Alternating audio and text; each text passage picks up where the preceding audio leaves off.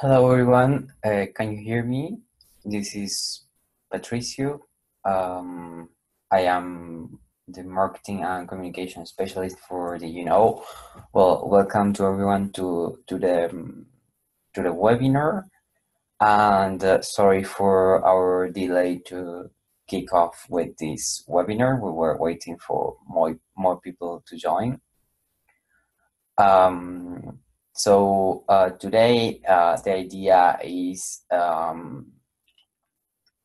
to talk about and express ideas about how active youth were doing COP24 in practice and experience. So as part of this webinar, it was organized by the Watch Youth Network, and particularly by, the Youth-Driven Knowledge in Water platform. It's a web-based interactive world map where work organizations and projects can showcase their work, and it's founded by, the Water Youth Network. And just with the click of mouse, anyone can get information on youth projects and youth organizations aiming to solve water issues. So today's webinar will be structured in three parts. Part 1 and 2 is experience, where Miguel Trejo and Neil de Jong will talk about their experience and will present the outcomes of COP24 and their participation at the event. Afterwards, Leah Sakia, sorry if I am mistaken with your surname, Leah, who is a young professional working with the President's Special Envoy on Climate Change in Indonesia. And she has been doing environmental projects with local communities, and she will explain the link between water and youth participation projects. Afterwards, we will have the presentation of Kari Kasgarod from the University of Alberta. Kari couldn't make it to the webinar, but we have her presentation, and we will learn more about the work between indigenous communities and the local communities, and how the knowledge of indigenous communities can help us to adapt and mitigate climate change. And then the third part, which is practice, and we will be talking with Binzi Abraham, the communications coordinator for the Water Youth Network, and myself, communication specialist for the platform, and we will present tips and tricks about communication of water and climate change topics, as well as tips on how to communicate for organizations related to water. And there, Binzi will share with us all her expertise. So please, Miguel, you have the word. You can start your presentation, Neil and Miguel.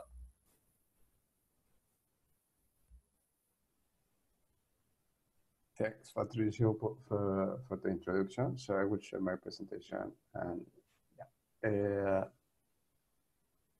okay. I think you have to stop. Yeah, that's fine. Thank you very much. So I will start with the experience from Water Youth Network during the COP24 that was attended by Neil de Jong and myself. So I will go through this very quickly. Please, if you have any question or comments, just put them on the chat, and then we will try to answer your questions. So yeah, so this conference is basically about climate change. That is something that we all are facing globally. So it's really important. So that's why it's really important to meet together lots of different parties from all over the world. And especially because there are like many impacts that we like are facing in different parts of the world, like increasing the uh, median temperature due to carbon dioxide emissions that are basically the main activity that are doing that this temperature is increasing around the world. And there are some other impacts like ice melting from the poles, and also like sea level rise uh, due to the ice melting, and also due to the ocean heat. And there are also some other events like droughts and floods that are impacting us globally. So that's why it's really important to gather somewhere in order to actually try to propose some solutions for climate change. So the last conference we were able to attend was the COP24 in Katowice, Poland. It was in last December. So Neil and myself were able to attend this conference. And basically this conference is about kind of getting solutions for mitigation, adaptation, financing, loss, and damage. So negotiations were around these 4 points, and all the different parties from which are represented by different governments and stakeholders meet in this place in order to propose and reach some agreements to come out with solutions and climate actions. So the last COP24 was a follow-up about the Paris Agreement that was started in 2015, but it was signed in 2016. And this Paris Agreement is like, in this conference, the COP24, we were able to see how the general guidelines could set up in order to actually reach or to don't go like over this 1.5 that the IPCC report is suggesting could be like really, really negative for human communities and for our planet. So yeah, basically this last conference was around these two documents and these two basically about these two documents, and all the parties had to meet in order to get some agreements.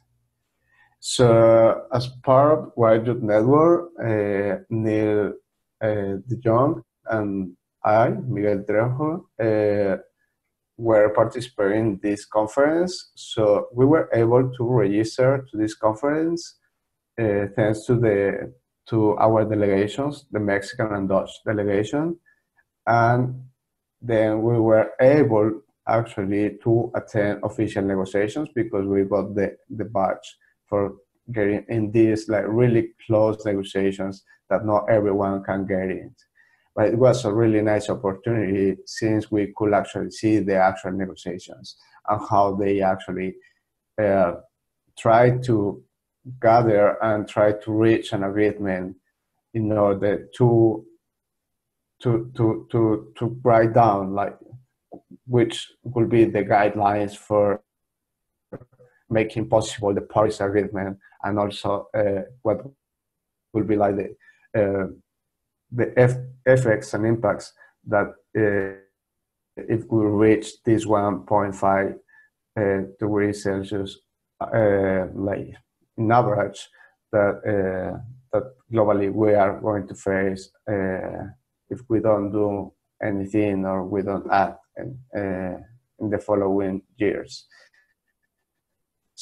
So it was really this is really key part of the conference, because all the parties meet, and I especially like these two pictures. Okay, the one in the left is just like the opening ceremony, but the right one, I kind of like it very much, because it's like an actual picture of how negotiations are like development, like in these rooms They are really close negotiations, and we had the opportunity to attend these negotiations.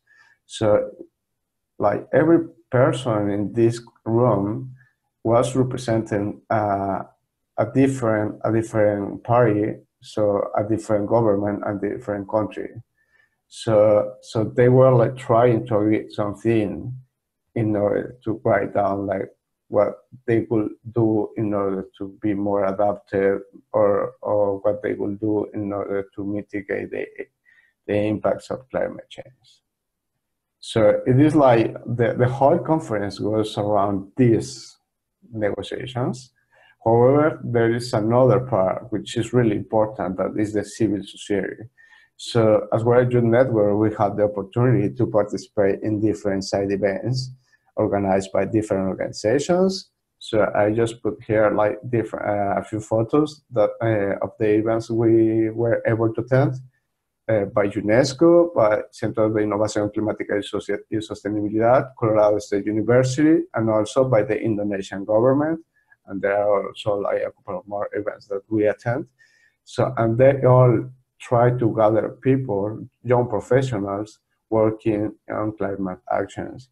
So this part was really, really motivating for us, because I think like what we probably didn't see properly in the action negotiations, because action negotiations can go really slow, we actually saw in these side events, because we actually had the opportunity to see how local organizations, regional organizations, and even global organizations as well as the network are doing to face the impacts of climate change.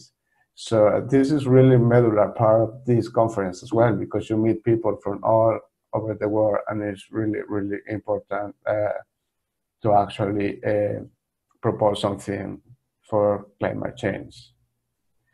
So in this conference, there were 3 reports that were important to actually promote the local participation at different levels.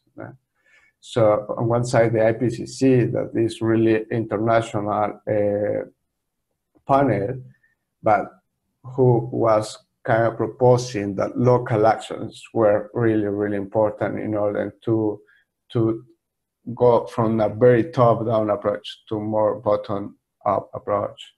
Also, the Nairobi program approach is really essential.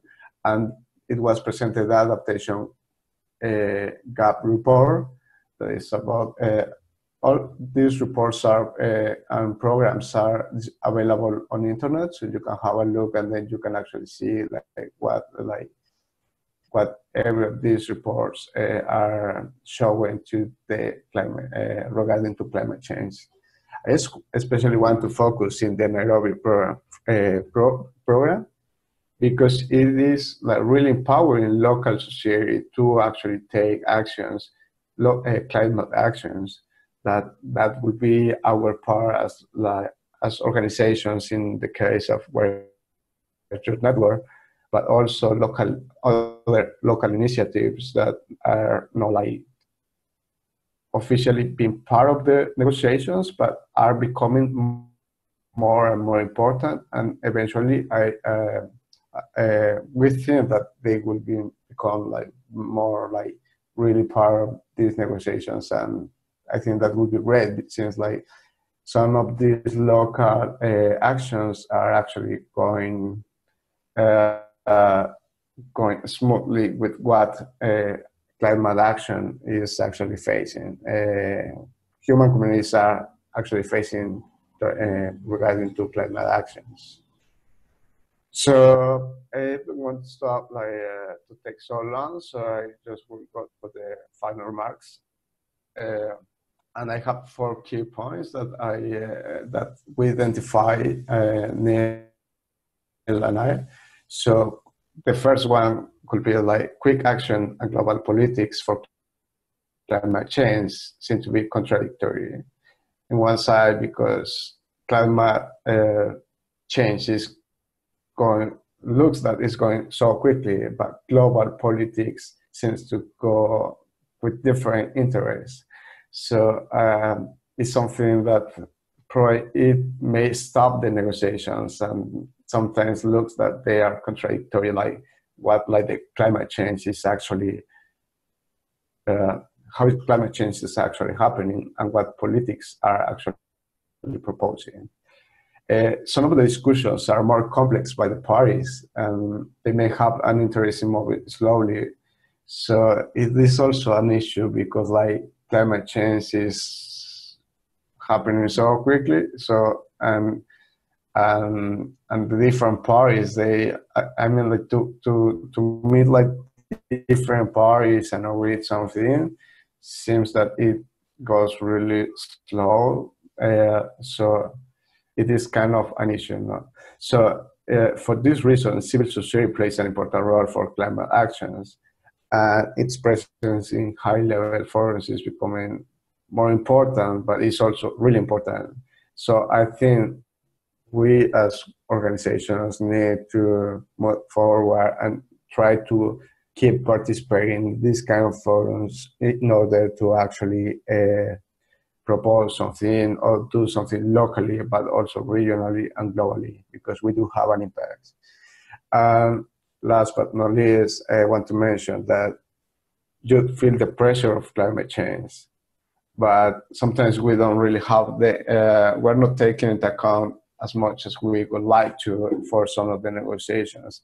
It may depend from country to country. So, I mean, it is also very cultural thing, but I would say that it was really motivating that there were some organizations, some countries that were supporting youth participation. That that makes this really special, because probably we don't have like we don't have as much experience as senior professionals, but we do have this energy to actually try to come out with some solutions and innovative climate actions. So that's basically all that I want to mention about this presentation. I don't know if Neil want to add something else. Otherwise, I think we can stop here. No, I think you told the story beautifully. So I'll be here also for if there are any questions, but I'll leave it to this. Thank you, Miguel. Same.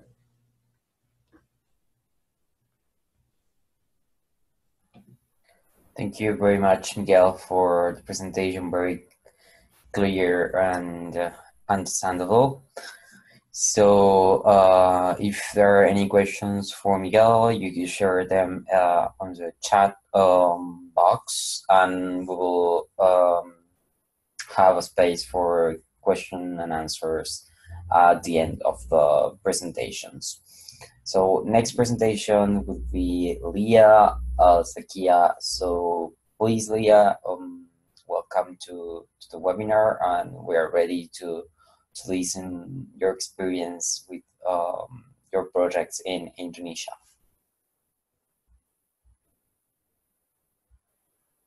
Okay, thank you very much, Patricio. Can you hear me? Sure, perfect. Okay.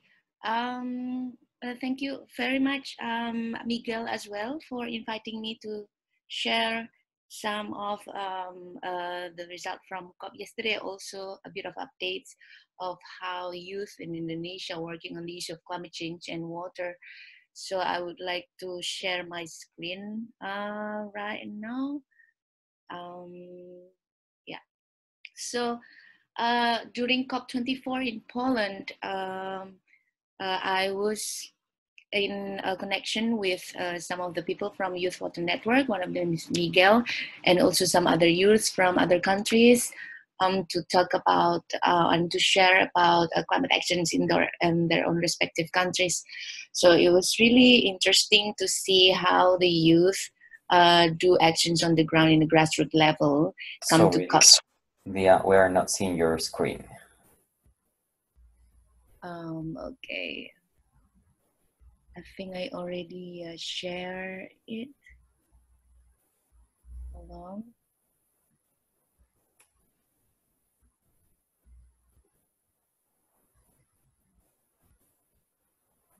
Okay, can you see it now? No.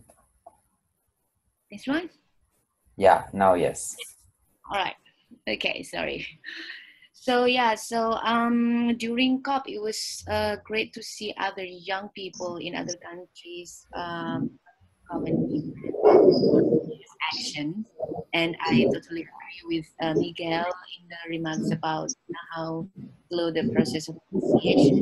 But seeing and listening to other youth working on a grassroots level in their own countries give me some hopes. So here I would like to share some of the updates of climate change status in Indonesia, and then how youth in Indonesia are trying to be part of the discussion, take real actions. So yeah, as you maybe, I'm from Indonesia, live in Jakarta, and I work for the Office of the President Special Envoy for Climate Change, and then I also joining the Youth for Climate Change Indonesia, and I'm also lecturing in climate change communication. So I deal a lot with, I talk a lot with young people from Indonesia who do climate actions. So maybe some of you never been to Indonesia before, so I would like to give a little bit of background. We are the fourth largest population on Earth, so a lot of people don't really know about that, but we have a huge mass, and the youth consisted of like the 25% of our population is from 15 to 30 years of age. So it means, you know, we have like around 60 million youth here in Indonesia. It's really important mass to be engaged for climate actions. And we are archipelagic nations. We have more than 16,000 islands. And I would just like go, yeah, like in disaster 2017, we experienced 99% of disaster events are hydrometeorological, so the water issue is 15%. This is some of the examples of pictures of disasters that we have in Indonesia. We have floods, we have droughts, we have landslides and cyclones, and crop failures due to drought, crop failures due to floods, forest and land fires, maybe you have heard of before. And this is seawater inundation in the coastal areas.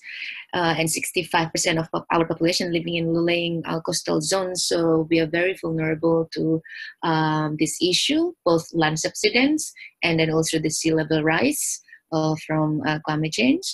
And we are also risk losing up to 2,000 islands by 2030 if like nothing is, no actions is taken. And Jakarta Airport, for example, will be under the water by 2030 due to primarily land subsidence and coastal operation. And as you see, that water is one of the system that heavily affected by climate change. And then the discussion of water issue is now started to emerge in Indonesia.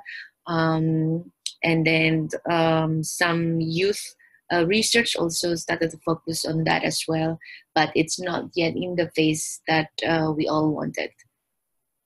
And for example, in the issue of water and sanitation, for example, more than 27 million Indonesians lack safe water, 51 million lack access to improved sanitation facilities, and some of the ministries in Indonesia are trying to tackle this problem, but of course, a lot of challenges emerge, such as the resources, like the funding to build these piping systems as well. And then our raw quality, the raw water quality here in Indonesia, especially in big cities, very bad. So sometimes it's not up to the standard to be the quality for like safe water access for people. And then as we know that from SDG, ensuring that everyone has access to sustainable water and sanitation service is critical climate change mitigation and adaptation. And we do have plan in our government regulation about that, but about the implementation is also a question, because like we face infrastructures issue, a connection issue to remote islands, for example, or in big islands, but in remote areas also have that issue as well. And this is our government's target, 100% drinking water, 0% slums, and 100% sanitations by 2020, or by the end of 2019, this year. but like the progress we made is pretty slow, so we're not going to make it. So this is the thing that we really need to think it over, and then we really need the involvement of a lot of stakeholders, not only the government, including the youth, to help solve this problem, because this is basic needs of people. And I just want to jump on the youth-led research on water-related issue. In my office, I also tasked to engage youth and reach out to youth in several cities in Indonesia, and we conducted several youth camps in the forest or in the river shed, or also in the in the coastal areas, to reach out to youth in the grassroots level, and then to encourage them to learn more about climate change. Some of our alumni are now studying abroad about climate change. Some of our alumni also taking a research on climate change. Some of them are related to water, and then I'm going to share one of them. So, like, for example, there's this one alumni that's coming from Palu. Palu is one region in Indonesia that a few months ago hit by earthquake, and then now it's in a recovering process. Like the whole city was collapsing, and then now they are trying to rebuild, but in a very slow progress. And then this alumni is coming from this area, and then she was always trying to do some community work related to water.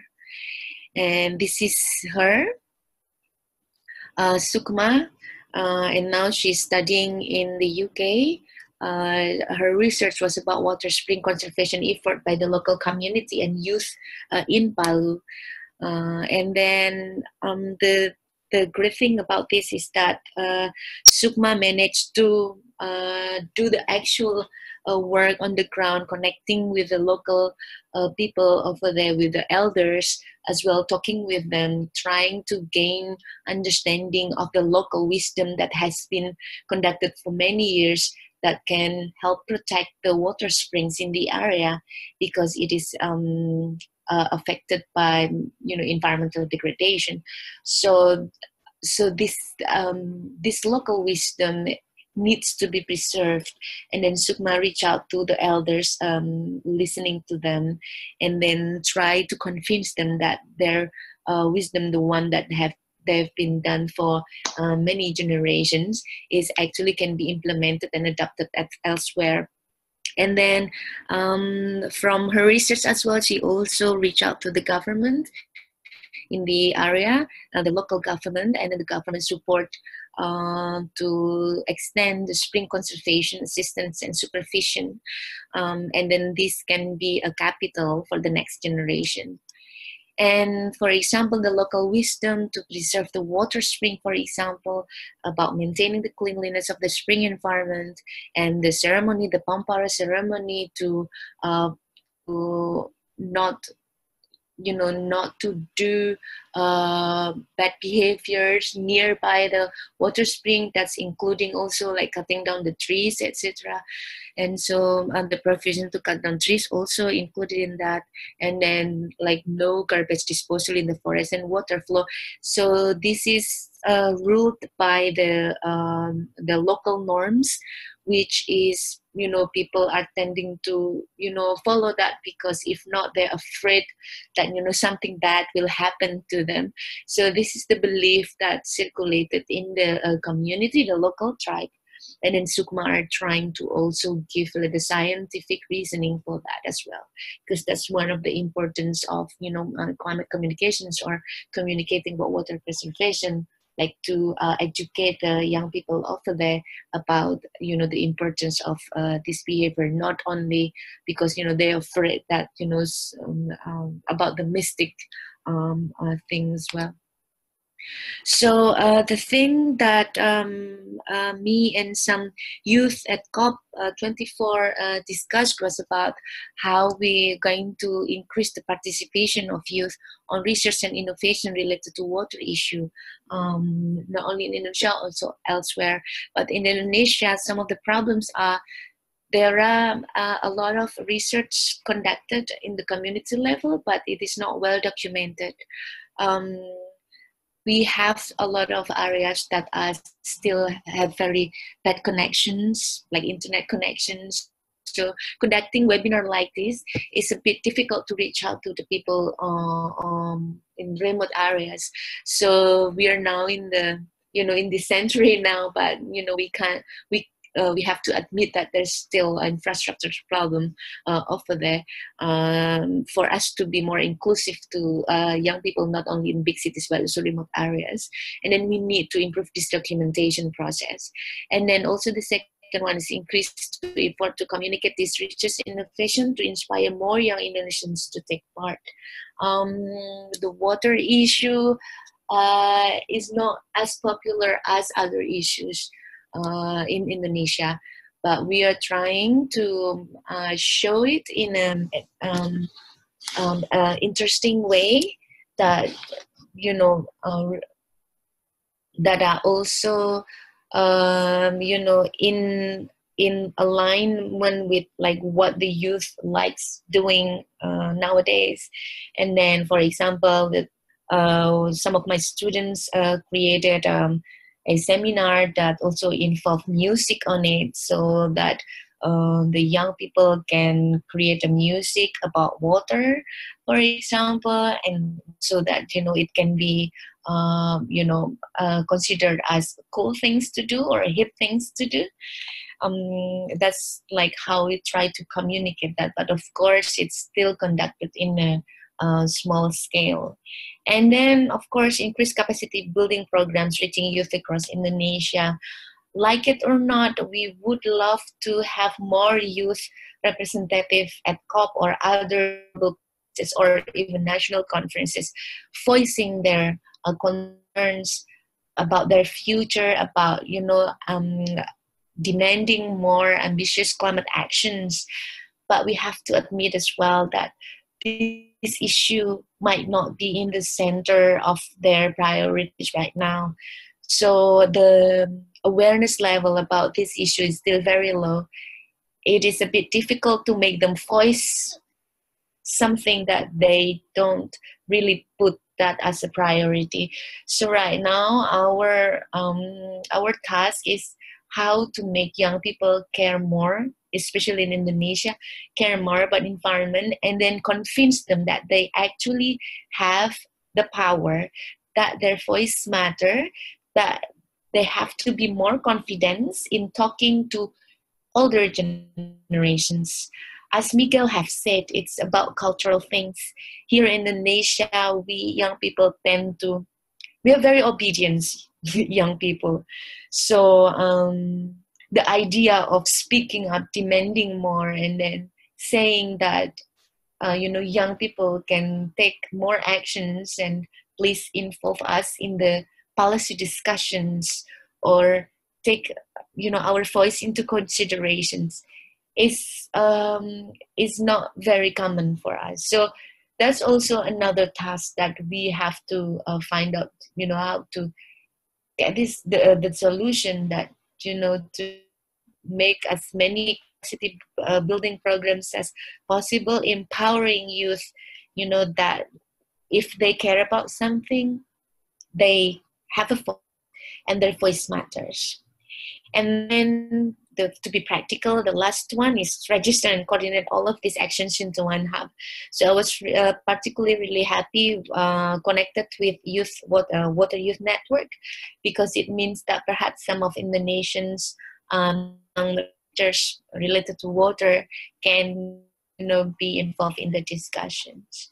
So yeah, I think that's my presentation right now. And hopefully in the next COP, we will be hearing more of Indonesian voices, Indonesian youth in COP voicing about their demand for more ambitious climate actions. Thank you, Patricia. Thank you very much, Leah. Very clear your points on youth participation and water research. So now I will display the presentation from Kari Kasgar from the University of Alberta. As I mentioned, she could not make it to this webinar, so she sent us her presentation with audio. So I hope you can hear all the audios. Please let me know if you cannot hear them. I will share my screen, and I hope that the audios share as well.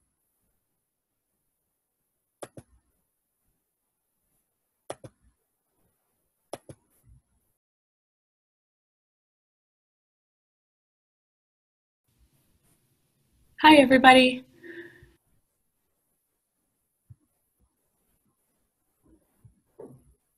I'm going to open with a story. Richard, a Gwich'in teenager from Tetlagé in northern Canada, tells stories of the impacts of climate change on the rivers where he lives. He lives with his father in this community of about 700 people, living off the land by fishing in the nearby rivers and hunting and trapping animals including martens, wolves, rabbits, and larger game. From his father and other elders in the community, Richard learns about how the land is changing. In the 70s, you could hit permafrost by digging down only a few inches into the ground. So with some work, you could dig an underground freezer to store berries, frozen fish, and meat. Now the ground is soft, and if you dig the same style freezer, it'll fill with water in a matter of hours, spoiling the food inside. The melting permafrost has also caused slumping and changes to the river's patterns, filling the water with silt and making it difficult for fish to survive in the river.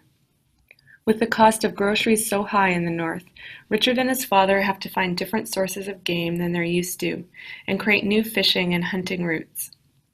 Richard says that with the loss of these traditional ways of life, he and his community are losing their means of survival, land-based knowledge, and culture. Richard's story is one of many from our Tracking Change Youth Knowledge Project, which works to document and share Indigenous knowledge of changes in land and climate on an ongoing basis for governance of northern waterways. My name is Kari Karsgaard, and I had the pleasure of working with Richard and other youth who were part of this project in order to help them organize and have an impact at COP24. I'm not an Indigenous person positioned in this river basin, but I'm a graduate student who helped plan, organize, and chaperone this group of high school students to participate in COP activities in order to communicate their important knowledge about climate change and their river systems. And I'm going to share a little bit about that project and our experiences at COP today to hopefully inspire you to get involved as well. Key to this project that I'm going to talk about is an acknowledgement of the unique perspective of Indigenous knowledge holders, of adults, but also of youth. When solutions are informed by local communities and based in their knowledges, they're more likely to be sustainable and relevant, which is why people's voices are important. While Tracking Change is part of a much larger Indigenous-directed research project across the Mackenzie River Basin, which I'll show you in a moment, I've been working with youth from these communities over the past few months as they learn about the changing land from their elders and community members and communicate this knowledge via poster projects. Modeled after a traditional science fair, our project involves a knowledge fair where youth gathered in Edmonton, Canada last May to share traditional knowledge of their changing climates with one another.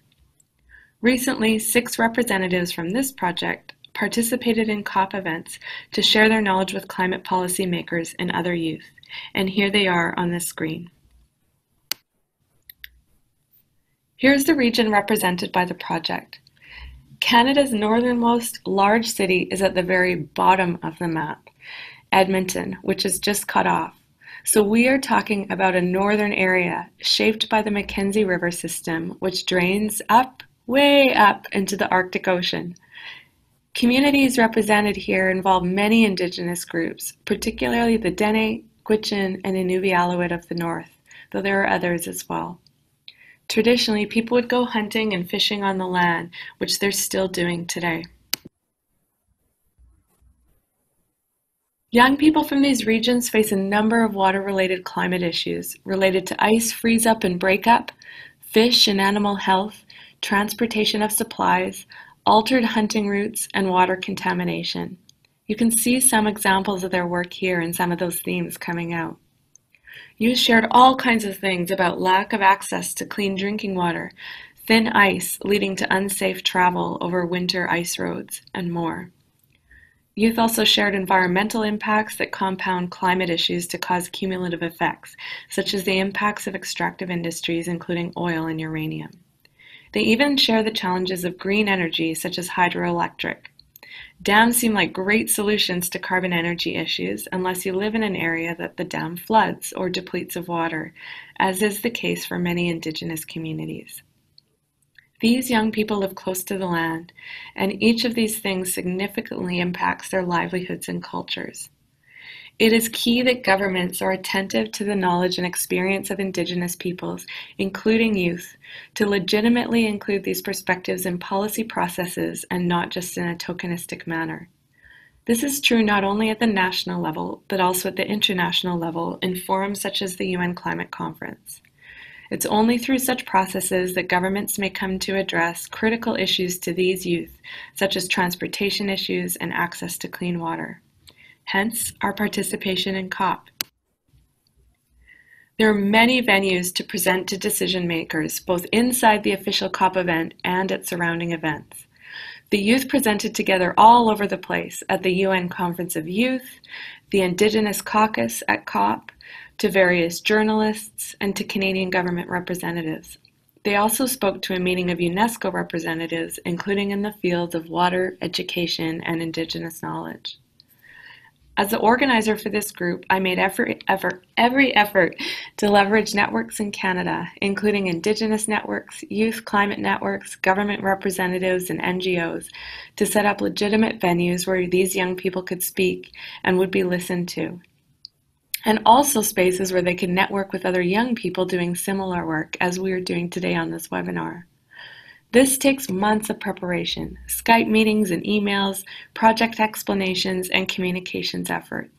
It's no small task, but once we're there, the youth indeed had a voice, and I was able to step back, letting them share their messages.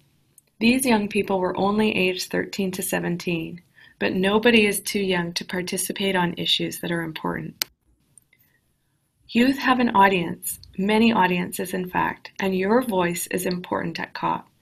It is key to head to COP with a focused message and requests for policymakers. These young people spoke about their knowledge of their communities and what they wanted governments to do to take into account Indigenous knowledge. You need to do the same with your messages and think about what you would say to policymakers, because if you get their attention, they will ask, how can we support your aims? What can we advocate for on your behalf? And this is your opportunity. I hope that you'll take it. Thank you so much for listening. My microphone was mute. This presentation was really interesting and inspirational for all of the youth.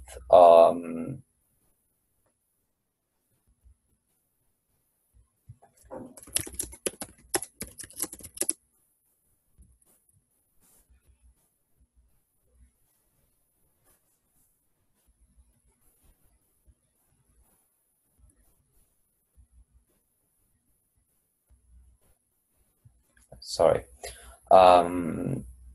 This presentation was really interesting, and now we're heading to the last part of the webinar, where we will be talking about the link between water and climate change and communication with Binti Abraham, communications coordinator for the World Youth Network. So I will start sharing my screen with the presentation, and well, Binti, you're welcome to greet us and present yourself.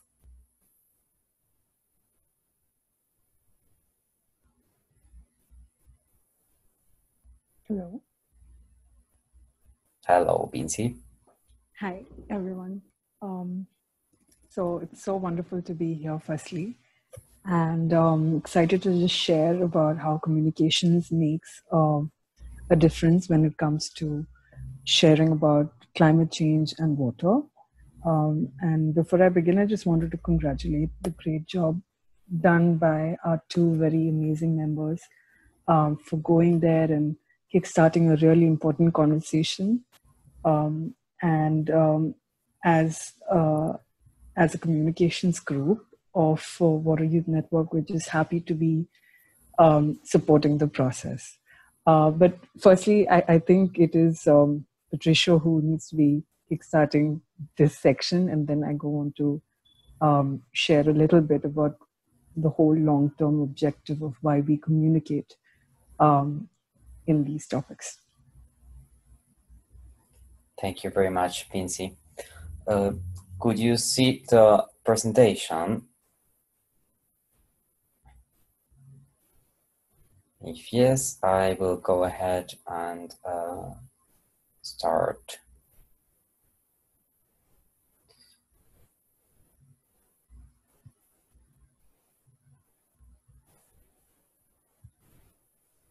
Awesome. So the idea of this part of practice of this webinar is to talk about how to communicate water and climate change topics. Well, the first idea and my first question to ask for you is, how do you envision the communication of water and climate change topics? Because we all have different ideas and on how to do the strategies for communication. And as an audience, maybe people expect different things from the link between water and communication. And well, my first question for you is this one, and I hope you can think on it during this presentation, and maybe at the end you have some questions and we can discuss more about this link and our visions and your visions, and therefore we can get a rich experience. So the approach during COP 24 in past December to communicate water and climate change issues and the link between of them was about 6 different questions, and this approach was kind of a way to find the best way to communicate these topics in a digestible way, in a super easy way where people can understand it with not much effort to understand these topics. So the first question which I made to myself to start the draft and the strategy to communicate these topics in December was, what are we going to communicate? So the overall idea at the beginning was to explore the link between water and climate change through different topics. So the idea was to talk about ocean acidification, water scarcity, biodiversity, children, water and climate change, wildlife, coral reefs, water access, among other topics. So if we want to communicate the link between water and climate change, we have to address as many topics as possible, so our audience will know and understand how deep is this link and how important is water to the process of adaptation to climate change. And the most important emphasis on what are we going to communicate is to always focus on a positive communication, particularly when we're talking about climate change and water, or climate change in general, as many of the facts and figures and all the communication are and all the reports around those topics are somehow quite negative, looking into the future. So the idea is to not to scare people and not to scare our audience, but the idea is to let them know that they must act in order to tackle this issue of climate change, and how they could do it in this case, through different behaviors on changing their behaviors on in relation to water. So the second question on this approach on how to communicate and how to make it more clear, this link between water and climate change, was how are we going to communicate? So the first idea when you should that you should look at when you are asking yourself this question of how you're going to communicate this link is to start looking for the different ideas that you will have on how you will proceed to make it happen, to make this communication happen. So the What Youth Network, and particularly the project during December, created a campaign which was called Youth Change, Not Climate Change. And the idea was to foster, through different facts and figures, infographics, behavior change communication, and different sustainable lifestyles, stories, and questions and answers. This link on water and climate change, and what we communicated was this kind of behavior change communication, trying to foster the change of habits in our audience, to promote a more sustainable lifestyle in relation to water, and telling people how they could change their habits in order to tackle climate change. The idea of doing a behavior change communication starts on saying that we all can change our habits, but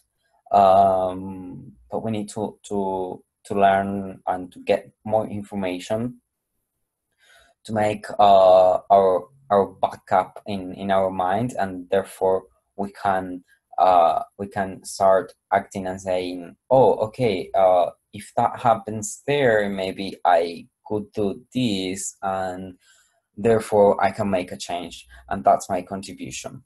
So that's the idea of the behavior change communication. So going to the third point of this approach was, why are we going to do this? And there is when you have to consider the context. We can do this campaign on climate change or water in any month of the year, but it wouldn't be wise to do it because during December, and particularly with the audience that the Water Youth Network has in their social media channels, December was the month to do it because COP24 was happening in that month, and our audience was focused on what was happening in this case in Poland. So the idea with this, why are we going to do this, is related to when is the perfect moment to communicate a particular topic, when is the perfect timing to do it, when people will listen more to our posts, to our communication flyers, or to our emails, the emails that we send as an organization.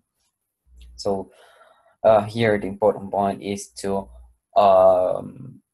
contextualize the topic with a particular external event that is happening around the world.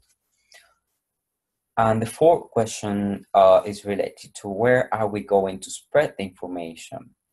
And this has to be with the communication channels, and it can always be tricky because you have to decide where to focus more the efforts of your communication in relation to the audience that you have. So, but should you always look to you should always look to the audiences and your own communities, Generally, the efforts must be focused on social media, Facebook and Instagram, as many people go there, but they have different approaches, because Facebook is a social media where you can talk more about um, hard information, if I can use that term. And Instagram, you can find more soft information, and to be to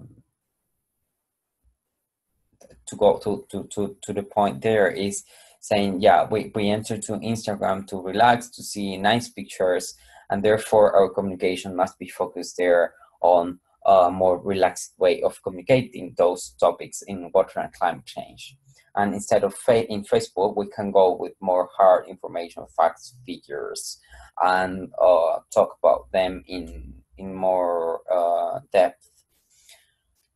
Twitter, you can also use it to share infographics and to share different information about water and climate change.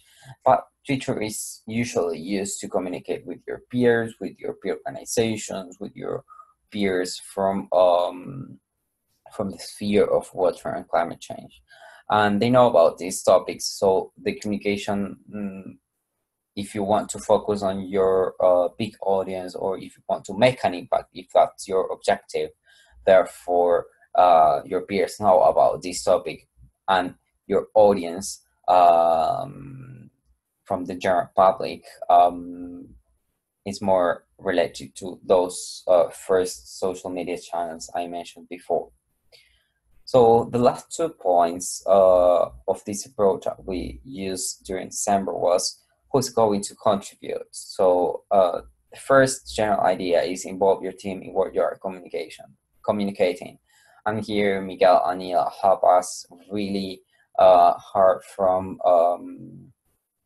their participation at COP24, sending us pictures, working together in the communication of the different events that they were attending at COP, and making completely visible the topic of COP24 and the topic that we were interested in, that was water and climate change. So whatever you're going to communicate should be related to some activity your organization or project is doing. Therefore, you won't need marketing, you just need communication of the reality of what is happening. And that was what we did during December, communicating what was really happening at COP24, communicating from our idea of behavior change, communication, and promotion of sustainable lifestyle in relation to water and climate change. And think critically and creatively to involve all your team at your organizations. Therefore, you can make a more powerful impact on communicating those topics.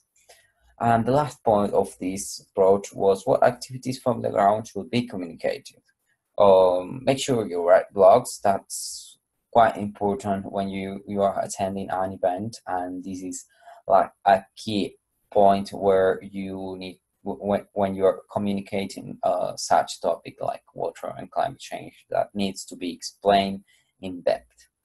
And communication of event participations, and here is where our efforts were put with Miguel and Neil, helping them to communicate their participation in different side events that Miguel mentioned at the beginning. And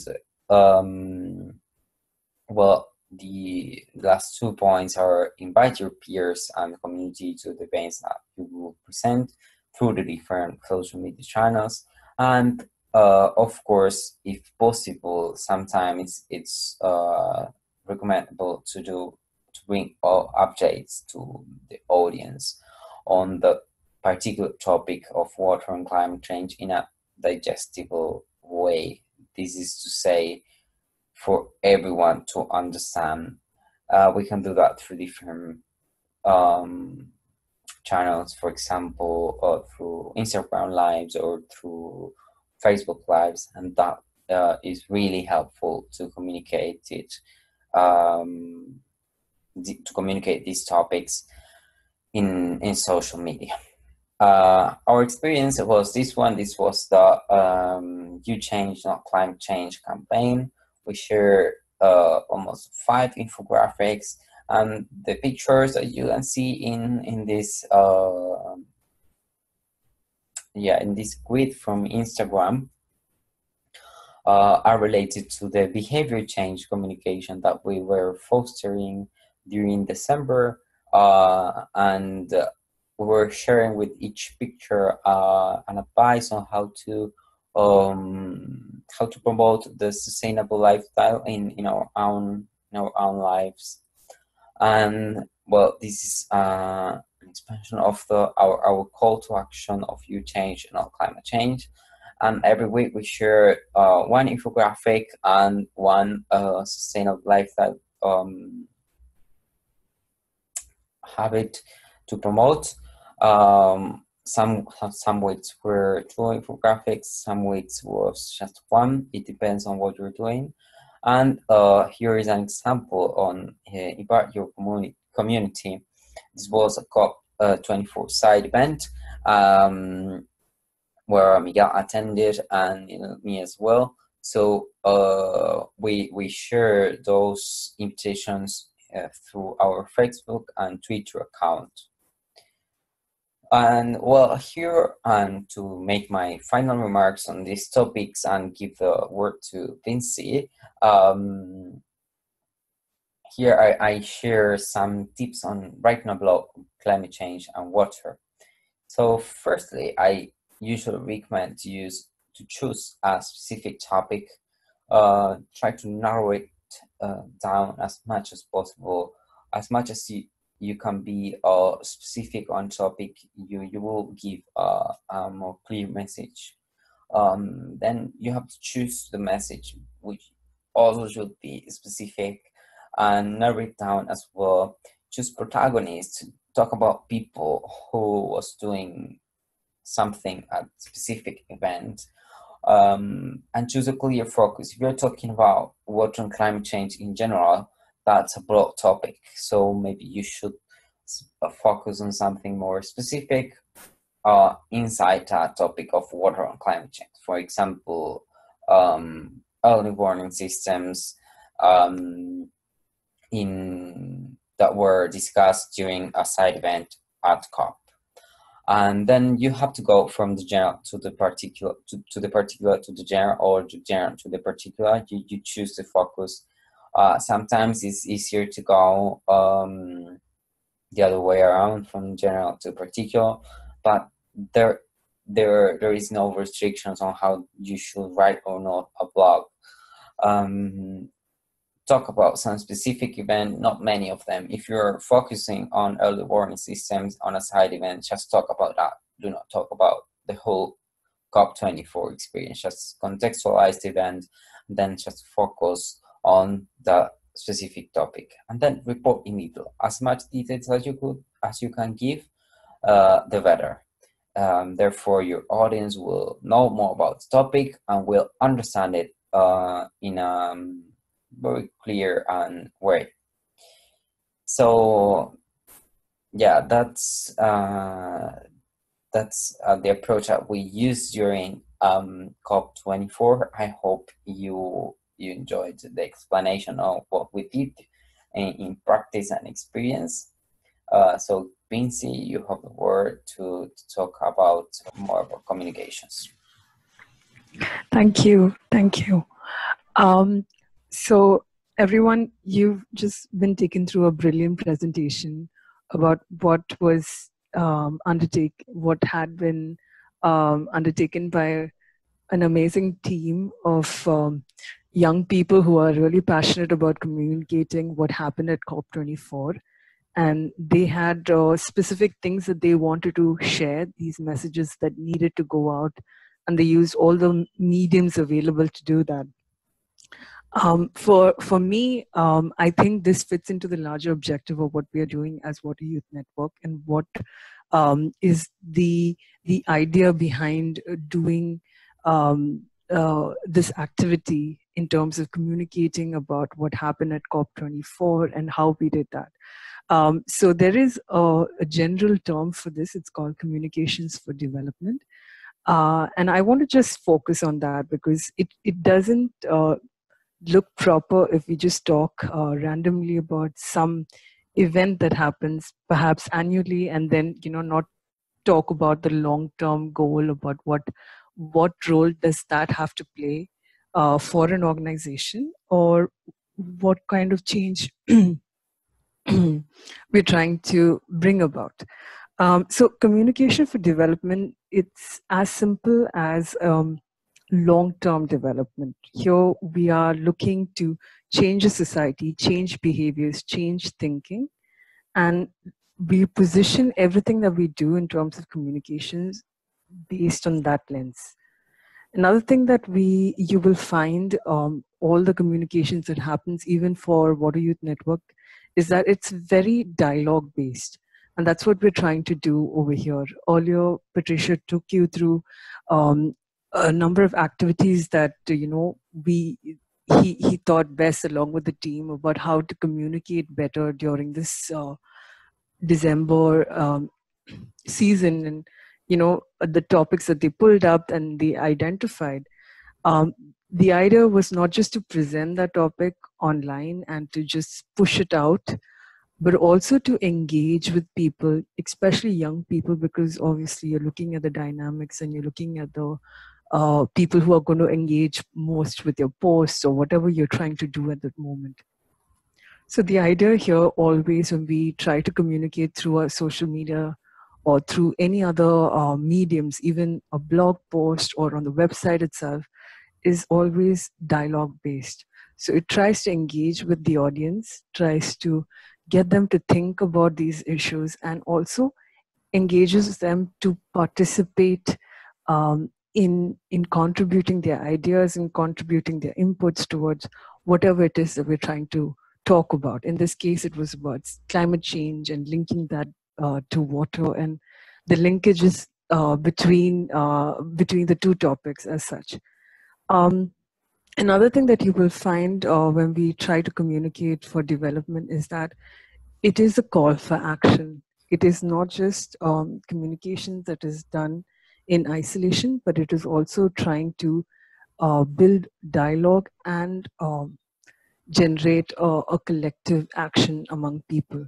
And in this case, we have young people as our main target audience. And we're trying to do this so that they would be more responsive, they would be more engaged about these topics to understand the core idea of what we're trying to say and communicate, and also use this medium to perhaps even influence how policies are. Leah's presentation earlier was brilliant because I saw that actually, from the bottom. If you communicate these experiences, and then when it reaches the policy level, what kind of influence that can have.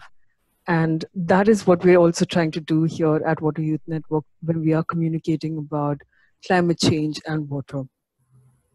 And just to distinguish between institutional communication and communications for development, institutional communications is more of a standard type of communications that just gives people some sort of a brief of what is happening at COP24 in this case. But what we are trying to do over here is not just that. We are trying to go a step further and engage with our audience, or we're also trying to get them to collectively work towards something. So it's a call for action. And going further, if you see the next slide, you'll just understand what we're trying to do right now as Water Youth Network and as the communications team. So we are right now focusing on knowledge sharing. We're trying that through webinars, through fact sheets, and other activities that can just share what is going on in the community. Maybe it is projects that young people are leading, experiences of young people right at the local level that we're trying to share. But we're building that sort of a knowledge base for people, and we're using our mediums to communicate about that. Another thing that we are also trying to do as a network is to emphasize a lot more on research, build up our resources in terms of research papers, white papers, anything that can help us solidify the expertise and experiences of young people in water and in climate change, and bring the two together so that next time around, whenever we go to COP25, it would be that we come there with a lot of facts in place, with a lot of research backing us up. So that's something even the communications team right now has taken up at Water Youth Network. We're really focusing more about developing papers and supporting the whole process of these papers coming through. Another thing that we are wanting to do, these are the upcoming activities that we are trying to do in the sector, is we're trying to identify good case stories. Right now, the two presentations were brilliant because, you know, you got to see so much that's happening, and it's very rare that we get to know these kind of stories unless someone talks about it. So I think as a communications team, we are trying to document as much as we can, a lot of case stories. And then the other thing that we are also looking at is creating a resource list of best practices, both in terms of communications and also when it comes to on-ground implementation of all of these projects. Knowledge sharing is, as I said, something that's already going on through our platforms, but taking it a step further and giving people access to one resource base where all of this information can be accessed and can be used for anything in the future, even for research. Another very, very interesting thing that has taken a lot of has gotten a lot of us excited in our communications group is wanting to do something visually stimulating, something interactive as well. Because when we look at communications, it's not just what we see normally in terms of, you know, a few posts here and there, or it doesn't need to be boring. It can be very appealing, and the way to really spread knowledge and to share experiences is also to make it very interactive. So for me, I think that is a very unique way of sharing ideas. So another thing that we are also trying to work on is to use mediums like videos, photography, graphic stories, even make games, or, you know, build the narratives for games so that we can try to create a game that can bring forth the issue of climate change and water and represent it well so that more people understand what the issue is about. They just don't know that, you know, I mean, otherwise usually you would read something somewhere somehow and maybe that won't stay with you. But using these mediums, we want to really take it a step further because they can really make an impact. And what better way to engage with a young audience than to take them through this kind of a visually interactive medium. And finally, what we are also working to do right now is building some kind of interactive learning platforms as well. I mean, you know, it's a brilliant project that is, you know, you have access to so many youth-led projects across the world in water, and that is amazing. What we are trying to do as the communications team of Water Youth Network is to build also a learning platform that is focused on communications and focused on how to communicate about water and climate change and other similar topics. So this is what we're trying to do, and I've tried to focus on the more long-term objective of what we have in mind when we are communicating during these important events. Especially COP24 was a major event for Water Youth Network, and I'm so happy that we are in fact thinking about it, and we're talking about how communications can play a really huge role in it. So that's it from my end. Thank you so much. And I'll give the mic over to Patricio. He will take us through the rest of this. Thank you very much, Vinci, for sharing all these tips and tricks about communication, what the World Youth Network is doing on the communication level. So I see that there are no questions in our chat. So if you don't have any questions, or if you have them, just unmute your microphone and speak. I'll give you a couple of seconds so you can do that. If you want, share a question. If you wish to share a question, do it in your chat group, or just unmute your microphone and do it.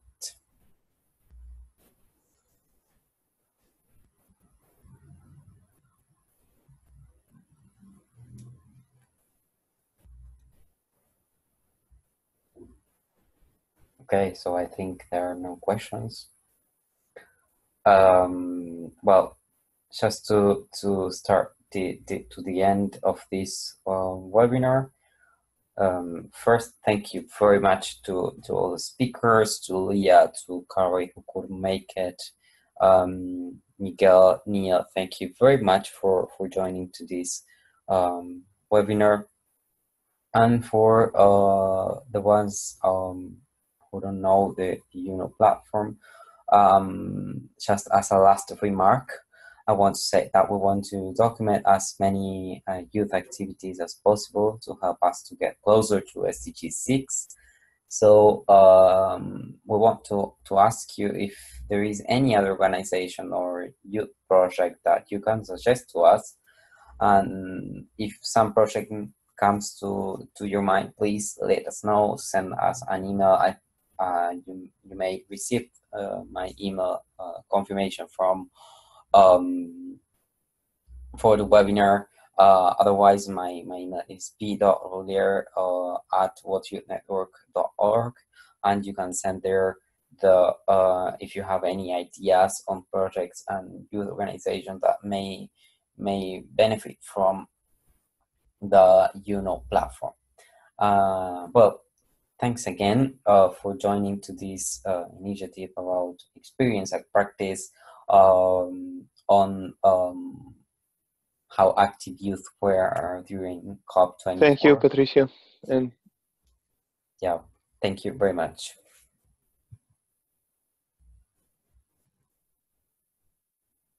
And I'll see you soon, hopefully in the next webinar.